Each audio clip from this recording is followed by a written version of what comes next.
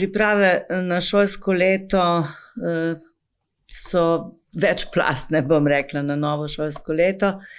Letošnje je, tako kot vsako, zopet nekaj posebnega. Priprave potekajo na nivoju priprave prostorov, priprave kadra, glede na to, da smo letos res iščemo kader in smo komaj zagotovili dovolj kadra, res pa je, da ni ustrezen ves. Priprave potekajo tudi na vsebinskem področju, kjer se pripravljajo letni delovni načrt kot splošen, potem pa tudi posamezni načrti za predmete, za delo aktivov in skratka v tej vsebinskem delu. Priprave pa potekajo tudi s tem, da oblikujemo oddelke. Učitelji so se vrnili 22. avgusta, načrtovali smo 21. pa glede na to, da je bil 14. avgust dela prost dan, smo potem ga mi izkoristili še in bomo kljub temu opravili vse.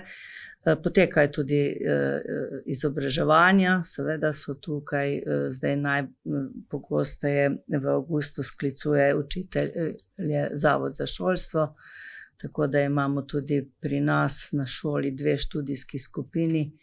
Skratka, veliko je tega, vsak učitelj potem še posebej v aktivu sodeluje in se pripravljajo skupaj v aktivu, načrtujejo delo za delo oddelkov in pa seveda tudi delo aktiva čez celo leto. Morda bi naša svetovalna delavka povedala, kako pa se pripravljajo učitelji vsebinsko na področjih dela z učenci s posebnimi potrebami, pa še s katerimi drugimi. Ja, tako seveda strokovno izobraževanje je naša stalnica in kot je povedala gospa ravnateljica, vedno pričnemo šolsko leto z študijskimi skupinami na posameznih učnih področjih, ki letos potekajo v 2 oblikah. Ena oblika je v živo, druga oblika bo nadaljavo. Tega se udeležimo večinoma vsi strokovni delavci, potem potekajo različna notranja izobraževanja. Veliko smo vpeti v program Neon, Varni brez nasilja, ki ga izvajamo po celotni vertikali.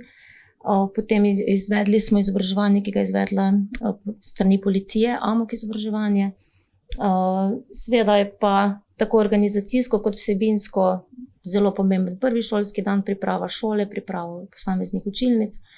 Potem posebej se osredotočamo na učence s posebnimi potrebami, res predstavimo po vertikali vsem učiteljem, da pač 1. septembra lažje steče celotno delo.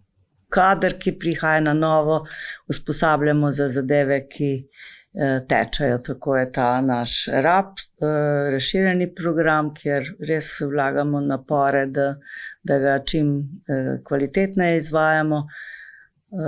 Pouk je pa tako stalnica in to pa je pravzaprav tudi želja vsakega učitelja, da ga čim bolje izpelje.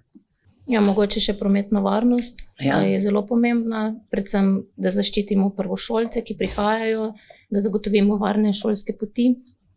Tu strani vrtca imamo talne oznake, potem pa moramo biti pozorni predvsem na vozače, ki prihajajo z avtobusom, predvsem prvošolce 1. mesec absolutno hodimo iskat na avtobusno postajo in učiteljice potem spremljajo v šolo. Tukaj pa sodelujemo zelo tudi s policijo.